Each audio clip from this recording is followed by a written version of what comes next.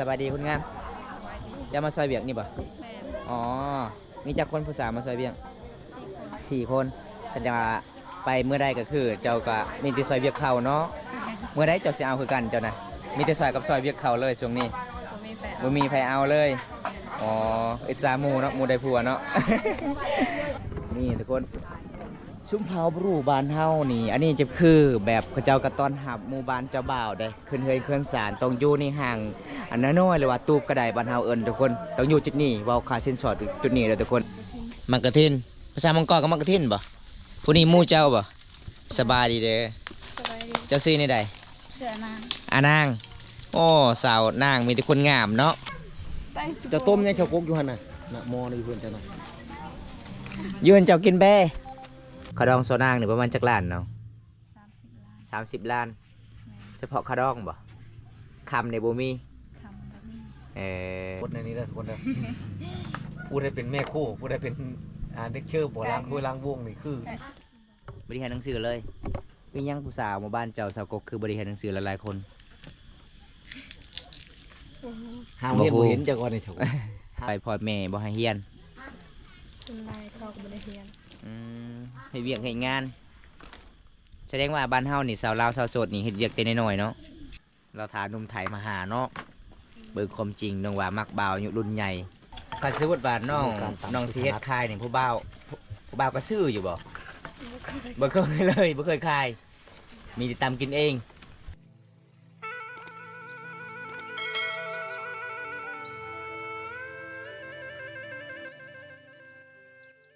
เอากับสบายดีทุกคนสบายดีบรรยากาศงานตอนเที่ยงทุกคนเลยวันนี้บัมตากะมาเดินทางอยู่ที่บ้านพูนมักมีเมืองนองในเขาเจ้ากะสิจัดงานแต่งสาวนางพี่น้องที่บอมตาเคยถ่ายตอนนั้นทุกคนเลยสาวนางกะสร้างครอบครัวแล้วพี่น้องสาวนางก็คือเอาผัวทางชนเผ่าภูไทยหมู่บ้านนี้ก็จะเป็นชนเผ่ามงกองวันนี้เดินทางกับทีมงานเฮา3 คนคือเก่าเฮากะสีเดินทางไปเบิ่งประเพณีงานแต่งอยู่เพื่อนสาวนางก่อนอันนี้คือหมู่บ้านของบอมตาเขาเจ้ากะสีเอิญกินข้าวกินน้ำเลยทุกคนมันเป็นตามประเพณีของชนเผ่าบรูบ้านของบ้านเฮานี่แหละพี่น้องอยู่ทางไหนเขาเจ้าต้องเฮ็ดหางสูงๆแบบนี้เลยถ้าบ่เฮ็ดหางมันกับบ่วิดหีดแล้วทุกคนประเพณีบ้านเฮาถอยกระบอกไว้กระวงวะจ้าตกใจเลยนะนี่ทุกคนซุ้มเผาบรูบ้านเฮานี่อันนี้จะคือแบบเขาเจ้ากระต้อนหับหมู่บ้านเจ้าบ่าวได้ขึ้นเฮยเคลื่อนสารต้องอยู่ในห่างอันน้อยหรือว่าตูบกระไดบ้านเฮาเอิญทุกคนต้องอยู่จุดนี้ว่าคาเส้นสอดจุดนี้เลยทุกคนของประเพณีซุ้มเผาบรูบ้านเฮาตอนนี้เอากระบอกไว้บอกน้ำตะกี้อันนี้ก็คือทางกระยาเก่าเขาเจ้าก็ขึ้นบ้านมาเรียบร้อยเลยทุกคนตอนนี้เขาเจ้ายังรอถากกระยาไม้ของซุ้มเผาบรูบ้านเฮาต้องแบบนี้นะพี่น้องต้องเฮ็ดแบบนี้ทุกคนหลังจากนั้นเขาเจ้ากินข้าวกันน้ำแล้วก็เจ้าต้องมาฟ้อนรำวงมาเกียมเครื่องเสียงมาเรียบร้อยเด้อทุกคนเนี่ยทุกคนเอกลักษณ์ของชุมเผาบรูมังกรบ้านเฮาเวลาเขาเจ้างานจัดงานแต่งหรือว่างานดองตองเฮ็ดตัวนี้สิ่งที่เฮาปะบ่ได้ตัวนี้เลยทุกคนเฮ็ดบ้านเฮาของชุมเผาบรูเด้อพี่น้องอันนี้จะเป็นสัตว์น้อยจะเป็นแบกเขาเจ้ากำเฮ็ดลักน้อยคือกันอันนี้เป็นสัตว์ใหญ่ก็คือจะมีงัวตัวนึงพี่น้องอันนี้เป็นงัวทางหมู่บ้านเจ้าบ่าวมาเฮือนพ่อเฒ่าไอ้มากินพี่น้องเอ้เป็นตามประเพณีของชุมเผาบรูบ้านเฮาต้องเฮ็ดลักแบบนี้เด้อพี่น้องเห็นบ่ถ้าสัตว์ใหญ่เฮาต้องตัดหลักใหญ่ๆถ้าสัตว์น้อยเฮาต้องตัดหลักน้อยๆแบบนี้เด้อทุกคนเด้มันแปลกหลายเด้อพี่น้องอันนี้ก็คือสาวแรดเพิ่นกำลังซอยเบียงซอยงานสบายดีคุณงามจะมาซอยเบียงนี่บ่อ๋อมีจักคนผู้สาวมาซอยเบียง4 คนแสดงว่าไปเมื่อใดก็คือเจ้าก็มีแต่ซอยเบียงเขาเนาะเมื่อใดเจ้าสิเอาคือกันเจ้านะมีแต่ซอยกับซอยเบียงเขาเลยช่วงนี้บ่มีไผเอาเลยอ๋ออิสาหมู่เนาะหมู่ได้ผัวเนาะสาวเซ็กไปไสสาวเซ็กคือบ่เห็นอยู่เฮือน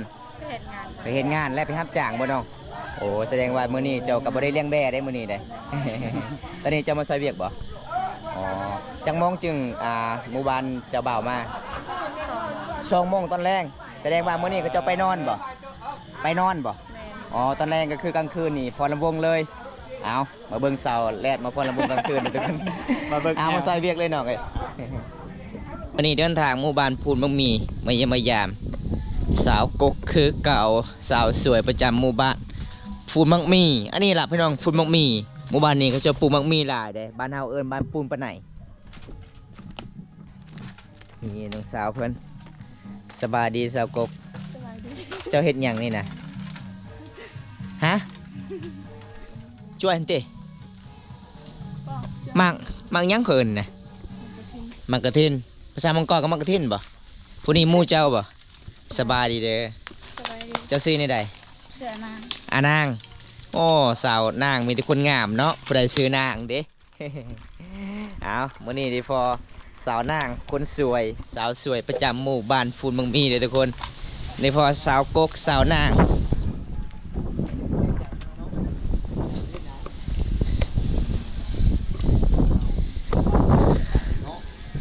ไปโทรหานะผู้บ่าวเจ้าบ่เอาเบิ้งเขาบอกภาษามังกรในเวลาเอื้อยเพื่อนโทรนี่เขาบอกภาษาท้องถิ่นนี่ทุกคน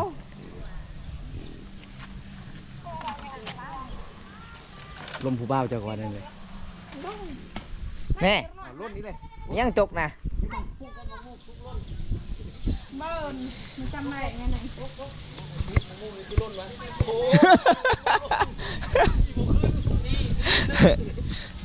โจ้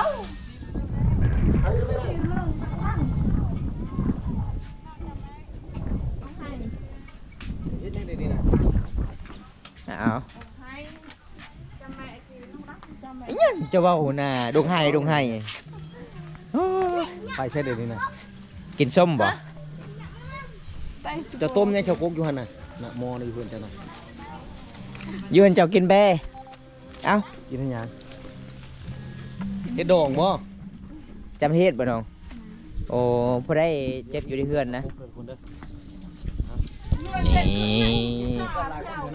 น้องสาวเพื่อนฮอนนี่ก็คือกินสมกินเมี่ยงทุกคนในนี่คือเมี่ยงสะดอนสะดอนอัพปูไปแม่แล้ว กินเม็ดสะกบจะไปอยากเพิ่มพลังบ่ ผมเด็กมา บ้าฮอบนี่ซาวแลดได้ลูกน้อยแล้วซาวแลดนี่ ผมชิ้นนี้ ลูกไผ่ซาวแลดนี่นะ ผมชิ้นนี้แห้งน้ำไปเก่าเลยเจ้า ลูกเอื้อยบ่ไปรวดไปว่าจังได๋ภาษาลาวนะ ข้างละละ เปิดม่วนซื่อๆ เลยจะได้กินแดงมอที่ คักเนาะเสือเจ้าเนาะอันนี้บ่แม่นเสือเจ้าอันนี่นะจะเป็นแพงกับเบาไส้บ่ เสือคู่เบาไส้บ่อันนี้บ่ เจ้าเชียร์ปูบ่เอาเชียร์ทีมเนี่ยชาวโก๊กบอกค่อยแน่เจ้าเชียร์ปูบ่ไอ้ทีมยังค่ะเราก็ได้เราภูมิใจมันก็ต้องมีเลยเนี่ยเฮ็ดเนาะ ดันบ่สบาย ร้านมาสบายลูกผู้นี้สิมาแก่เหตุเหย้าเลยบ่ ต้องได้เป้าได้เหยาเลยเนาะเขียนชนบทบ้านเฮาต้องก้อนไปห้องหมอนี่คือต้องเป้าต้องเหยาก่อนชาวโก๊กเป็นหมอเหยาค่อยเป็นหมอแค้นค่อยเป้าแค้นแม่ก็จะเป็นหมอเหยาเลยจำเองบ่รู้ว่าเอาหมอมากครั้งนี้เอาหมอเนาะ หมอเนาะเหย้าใดเนาะ คือจำอีก ชาวกกมีแต่รถทากินแบแล้ว ใช่ปะอย่าว่าเจ้าของเฮือนจำอีก ไม่ได้เฮ็ดมื้ออื่นบ่มื้อนี้โอ้แสดงว่าเหย้ากลางคืนเลยเอาแล้ว น้องโมโห ยาว อะไร สะเดา เหย้าสะเดากลางคืนสะเดาณวิญญาณสะเดา ดึก ดึก 10 โมงไปเห็นหมอนะไปปล่อยนะ อันนี้เป็นงานเหย้ากลางคืน มื้อเนี่ยกินมันบอกมื้อแรก มื้อเช้า แม่ อื่นเช้าจึงได้กิน บางบอนเขาเฮ็ดงานใหญ่เอางูได้แต่ตัวนี้เอาเบ้เอาเบียร์มาเด้อสิล้างเด้อกินเบียร์ก็ได้ของชาป่องนะมาเด้อทุกคนเด้อ สบายดีสาวแลด เช้าก่อน สบายดี สาวกกคุณงามสบายดีสาวนางนี่ไปใช้คือบ่เห็นอยู่เฮือนเจ้า แสดงว่าเจ้าก็คือไปปะหมู่ซอยเวียกอยู่เฮือนเจ้า เห็นผู้บ่าวรอมาหาคือปะหมู่เลย เปลี่ยนหมวกตัวมื้อนี้ได้รอบ่ใส่หมวกดำนี่รอบ่ บ่ รอเนาะท่านยังรอกับหมวกแดง มาเยี่ยมมายามน้องคือเก่าทุกคนหลังจากสาวแรกกับมาซอยเวียกงานแต่ง ได้เงินหลายอยู่บ่งานแต่งนะ งานแต่งอยู่ไส บ่ได้ค่ะ บ่ได้เลย ได้ บ่กะ ได้บริจาคแสนน้องเขาจะให้ แสนสาว แสนซาว แม่ น้องซอยได้จักมือเลย 5 มื้อ 5 มือ เอ้า ขาดองโซนางนี่ประมาณจักล้านน้อง 30 ล้าน 30 ล้าน แม่ เฉพาะขาดองบ่คำในบ่มี ทำแบบนี้ เงินสด30 ล้านเนาะ จ่ายชดบ่จ่ายเมื่อบ่หรือว่าตีนี้ ใจหมดเลย จ่ายหมดแล้ว โอ้ โอ้อันนี้เป็นงานแต่ง หากระเห็นนี่ได้เจ้าง านแต่งสาวลาวน้องนางเอาผัวแล้วเด้อทุกคน สมบูรอยู่บ้านใด เอาผัวเผาผู้ไทยเนาะ โอ้เฉพาะจากจ่ายชดเนาะคันเอาผัวแถวนี้นี่ที่นี่แหละ อ่า เอาว่ามากินนี่เดียวถามขึ้นนี่ได้มียังว่าไปช่วยดองน่ะได้เงินบ่ไปช่วยเวียงในงานดองนะ น้องใส่เวียกก็คือได้เงิน ได้ ได้ เงิน ถ้วยจักอันเนาะจักใบถ้วยนะ สร้าง 3 ใบอ๋อสาว จะ ก ไป ก เฮ็ดเวียงหยังในหั่นน่ะ สาวกกบ่ได้ซอยบ่ บ่ ล้างถ้วยล้างบ้วงนี่บ่เฮ็ดหยัง ว่าลุงแล้วเป็นเด็กเสิร์ฟเนาะ เฮ็ดอยู่เฮ็ดกินเนาะล้างถ้วยล้างบ้วง กิน แม่น ไปตัก มัน น้ แล้วงานแล้วได้เงินนั่นน่ะบ่ ำได้เงิน อ๋อมื้อหน้าบ่ค่อยได้เด้อค่อยก็จะไปนํเด้อ ได้เงินแต่เวลา บ่หลายก็ย่างนะคะแนนได้นะได้กิน เป็น ข ซ อ อง ยซื้อ พี่น้องกันเนาะ แต่เวลาจะแล้วงานสรุปเลยแล้วเขาเอาเงินให้เนาะ อยากกินมังคุดสาวกกเด้ คนแถวเขตชนบทในนี้เด้อทุกคนเด้อผู้ได้เป็นแม่คู่ผู้ได้เป็นเด็กเชื่อบ่ล้างถ้วยล้างบ้วงนี่คือ ๆได้ทันไหม หลังจากแล้วงานแต่งนี่คือ ยัง ต้องได้ ไก่ เงิน เห็นนะ เจ้าภาพเขาเอาเงินให้ทุกคน โอ้ยเดี๋ยวมาแล้วนะโกนะ หลายคนบ่ไปช่วย แต่เอายังเอ็กสาวกกนะ เล่นหลายคนบ่ ลาน ได้คู่คนบ่เขาให้ร่วมบ่หรือเขาย้ายเขาปั่นให้เลยหรือว่าให้ร่วมเขาจะเอามาปั่นกันเนี่ยนะบ่ เข้าบ้านให้เลย เขาปั่นให้เลยได้ผู้นึงแสนเช้า แสดงว่าผู้สาวนี่จักคนมาซอยเวียกนะเมืองอันดอง 4 คน 4 คน โอ้ซอยได้4 มือเนาะ แม่น ได้เงิน100,000กีบโอ้คันไปเฮ็ดจ้าคันไปรับจ้างนี่ได้4-5 แสนแล้วเนาะเงินเนาะ อันนี้พี่น้องมันเป็นตามประเพณีของชมพูบรูทุกคน น้องก็ซอยเวียกซอยงานเวลางานดอง แถวบ้บ่ได้ได้นั่นๆเขาบ่ให้ได้เวียกช่วยก็คือช่วยแต่ว่าแถวนี้เขาให้เนาะ ให้เงิน อืม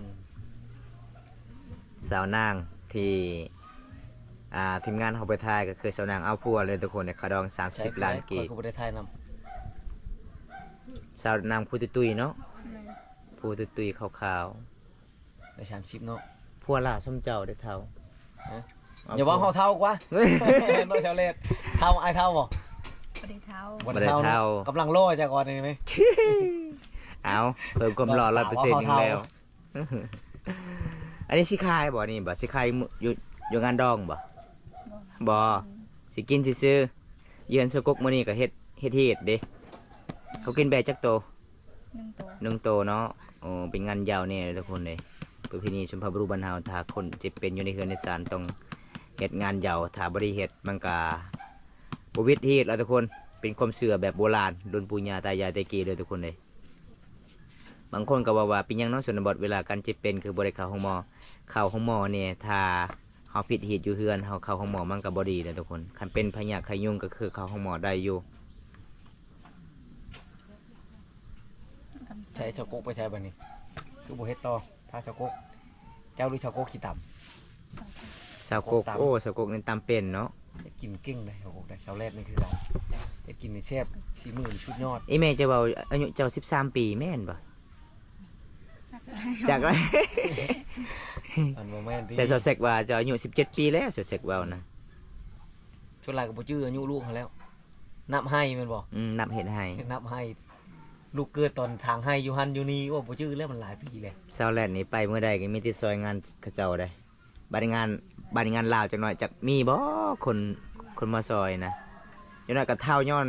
ไปซอยงานเขาเจ้าตลอดเด้อสาวแลนด์เด้จะบ่ได้เอาผัว สิมช่ยงานเจ้าเด้อเอา คือซับเจ้าบ่ชื่อซับใหม่เลยซับเก่าอ๋อคนเก่าเจ้าบ่ลืมเนาะ อ่ะตอนนี้น้องกสิทาสาวกกไปเอาผัก ได้โทรศัพท์หน่อยหนึง นะ จะแช็กก็มีหน่อยหนึงบ่ อิหยังสาวแซกคือบ่มาเหือมมาสั่นเลยโดนแล้วบ่ได้เห็น ไปเฮ็ดงาน ไปเฮ็ดงานหลังจากอกหักกับผู้บ่าวบ่เอาไปเฮ็ดงานเลย แม่นบ่เจ้ามีแฟนแล้วบ่ จักเลยนะ เด้ ยันมีผู้บ่าว มีผู้บ่าวแล้ว ผู้บ่าวว่าสิโอนเงินให้เราได้บ่เราได้บ่เงินบ่เห็นบ่เขาเอาเงินมาให้บ่ ได้ จักพัน 2,000 แต่โดนบ่วังหนึงนี่ได้ตอนโชกรารนี่ได้ได้บ่ ได้ ได้2,000เนาะ แม่ อืม นี่ผู้ว่าว่าสิโอนเงินให้วะให้เจ้าหรือให้เอ้ย ไปเละ น้องกำลัง สมมุติว่าเสาแซกได้เงินเสาแซกเพจงานนี่เสาแซกก็ให้อยู่บ่เจ้าบ่เสาแซกให้อยู่บ่เจ้านะบ่ให้ส่วนหลายเจ้าได้ส่วนหลายนี่น้องได้เงินมาแต่ไสซื้อกระแปรงซื้อสบู่อาบน้ำมีแต่เลี้ยงแบ่ ขอหน่อย มื้อสงกรานต์ก็บ่ได้ไปบ่เจ้า ไป ไปอยู่บ่ไปกับผู้บ่าวไปกับไผ ไปน้ำมู น้ำหมู่เอ้าสะกกว่าเจ้านี่ปะสะกกจะไปกับผู้บ่าวตอนไปนำกันบัดตอนกลับนี่จะไปกับผู้บ่าวเอกแล้วว่าแม่นบ่ผู้ใดไปกับสะกกนะมื้อนั้นนะเออบ่แม่นเจ้า ตะเบินเปิด เราเมื่อยว่ามาฉลาดน้องเจ้าเราว่าเราว่า เอาไปเอาเด้อทุกคนเลยเพิ่นว่าข่อ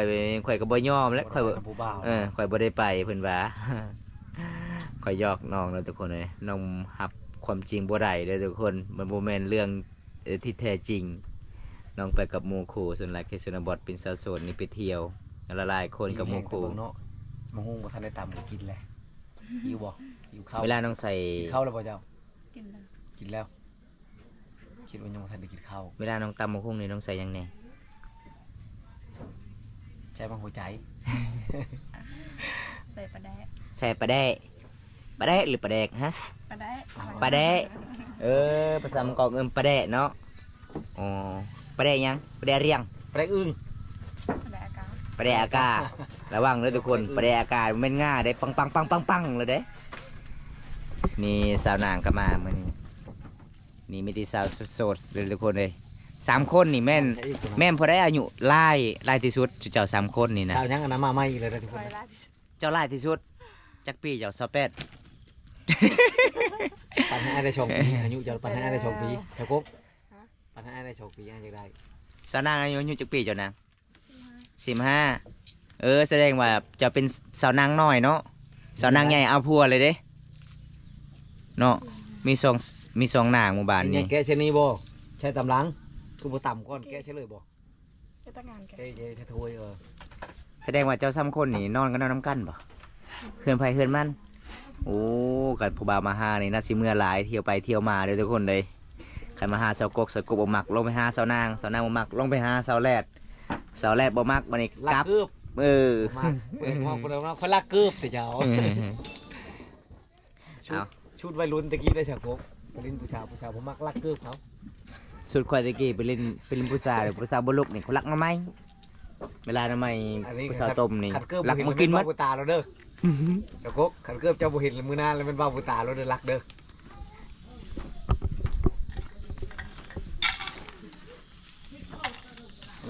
ตามมาหุ่งแกมากระถิ่นแช่น้ำได้ทุกคนเลยแซ่บกับสามสาวเด้อวันนี้เด้อสาวแรกสาวหน้าสาวกกมีแต่สาวงามอันนี้คือสาวพ่อมงกร เจ้าจะ17 ปีเนาะเจ้าเนาะ ฮะ เจ้า17 ปี16ผู้นี้15ผู้นี้เด้13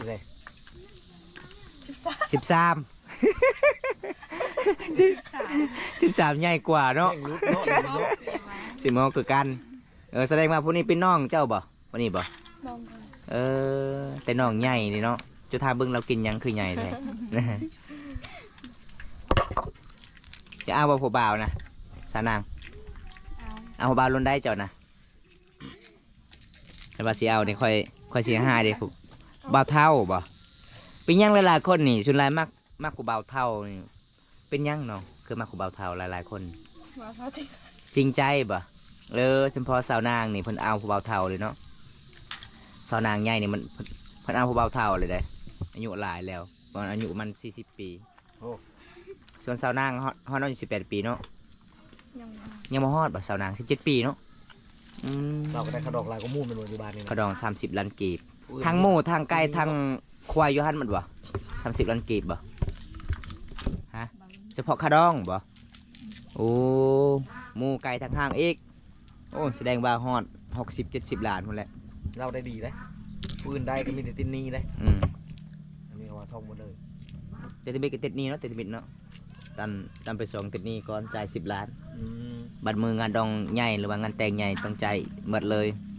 ตอนมาขอเนาะ ตอนมาขอ ใช่ตอนนั้นใจ10 ล้าน จ่าย10 ล้าน แล้วก็เอาเมื่อเลยขออะไรเมื่อเลยถึกใจเด้เป็นสกกเท่าไรเนาะสกกนี่ จัดได้ นี่แหละก็แรกดิ จากล้านเจ้า นี่คือ เจ้าจากล้าน จ้าก็เด้ง วางลายนะ ออนไลน์เท่าไรออนไลน์นะ 15ก็ได้ ช่วงห้างก็ได้ชวนสาวนางบัดนี้เท่าไรเจ้า โอ้โห บ่ฮู้สาวแรดเด้ มักไปเลย มักเราไปเลย หมักแล้วไปเลย โอ้ ไปบ่ไปทำไมบ่ หมักแล้วไปเลยสามสาวเว้าเลยทุกคน จองไว้ได้ไหนฮะ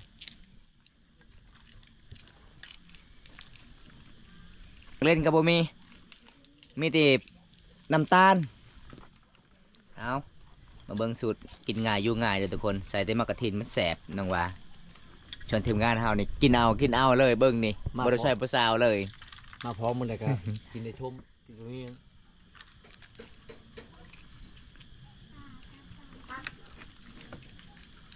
FC จะว่าเป็นน้ำแต่เฮาแต่ผู้ชายกินชมว่ะ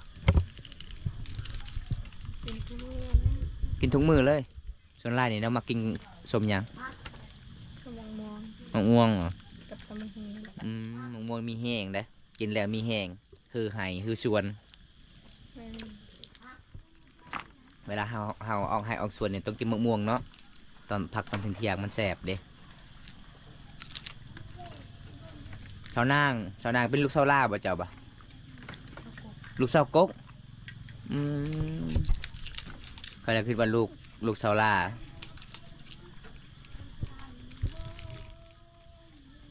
เอาทุกคนเลยไปแต่ละเถื่อบ่ได้พอสาวนางมาจนฮอด3 ปีมาบ้านพุ่นมุงมีได้พอสาวนางจนลงทางว่าผู้สาววันใดเนาะอันนี้นะสุดท้ายบ้านพุ่นมุงมีเด้อทุกคนเลยไปเมื่อใดบ่ได้พอน้องจะไปใส่แต่ละเถื่อน้องเรียนหนังสือบ่บ่ได้เรียนหนังสือเลยมียังผู้สาวหมู่บ้านเจ้าสาวกกคือบ่ได้เรียนหนังสือหลายๆคน โอ้โห หาวเห็นบ่เห็นจากก่อนในถุงหาวเห็นบ่เห็น แม่นสิเอาผัวบ่คือบ่ได้เรียนหนังสือนะจะไว้พ่อแม่บ่ให้เรียน เป็นลายเขาก็ไม่ได้เรียน ให้เวียกให้งาน แสดงว่าบ้านเฮานี่สาวลาวสาวโสดนี่เฮ็ดเวียกแต่น้อยๆเนาะก็เลยบ่ได้เข้าโรงเรียนเด้อทุกคนส่วนหลายอายุ15 ปีนี่เฮ็ดเวียกหนักหลายเลยผู้หญิงในชนบทบ้านเฮาเวียกมีหลายแนวเลยทุกคนนึ่งข้าวเป่าไฟผ่าฟืนคือสาวแรกนี่สาวเลี้ยงแบมาหลังจากมาแต่เลี้ยงแบก็คือนึ่งข้าวเองยามเฮ็ดให้ท้องทางให้ฮือให้ซักข้าวให้โอ้ยมันธรรมดาพี่น้องเอ้ยทำบ่เฮ็ดก็บ่มีข้าวกิน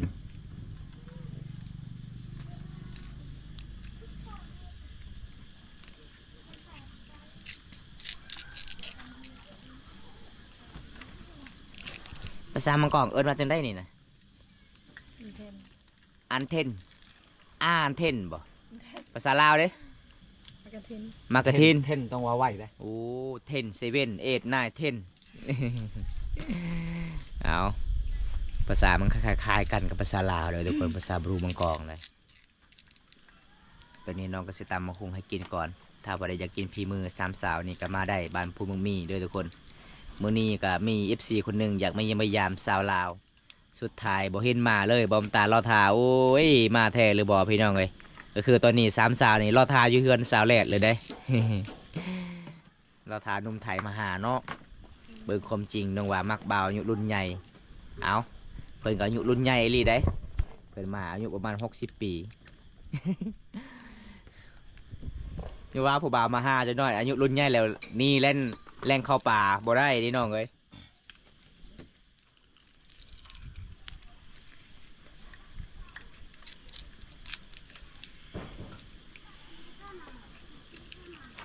ขันทานอยากได้เงินนี่เด้อน้องเด้อเอาเลยเด้อทางนี้นี่เห็นป่ะ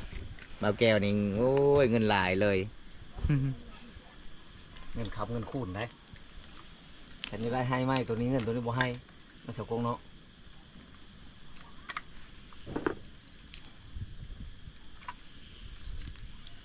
คือใส่ลายแท้ชาวลาวเอ้ยไม่ได้เมาบอกกินลายป่ะมันก็ทินนะ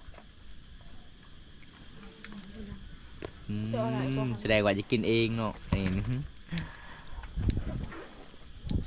เป็นแบบก็ จบแล้ว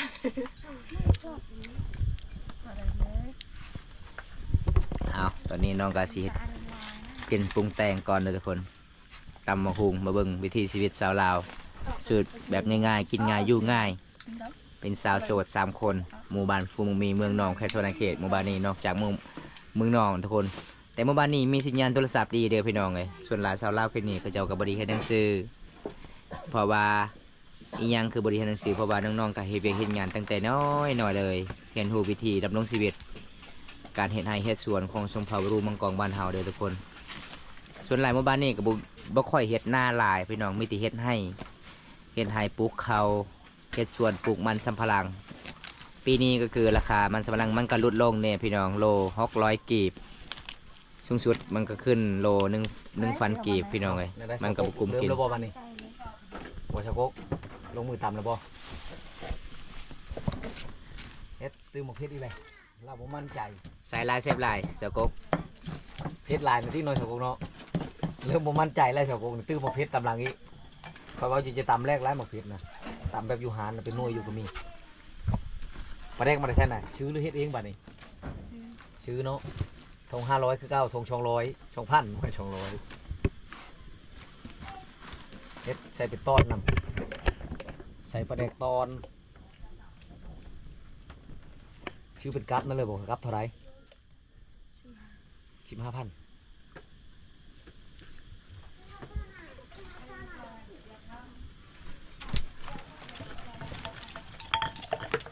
ก็ซื้อวัดบาทน้องสีเฮ็ดคายนี่ผู้บ่าวก็ซื้ออยู่บ่คายดีอยู่บ่มะฮุงเจ้าเคยตำนะบ่เคยเลยบ่เคยคายมีแต่ตำกินเองคันเจ้าคายนี่น่าจะคายดีน้องเอ้ยเพราะว่าเจ้าเกี่ยวกับการตำมะฮุงนี่เก่งเฮ็ดกินก็เก่งเด้อ เขาเบื้องหน้าคนขายก็งามแล้วเขาชื่อ อืม พอได้กินแล้วแช่แห้งเต็กแห้งเขามากเจ้าก็เอ้ยชื่อแล้วกลับมาชื่อคืนนี้ ใครเวลาน้องไปคายตำมะฮุงน้องย้อมสีผมสีทองๆอย่างเด้ออันนี้ยังบ่ทองปานใด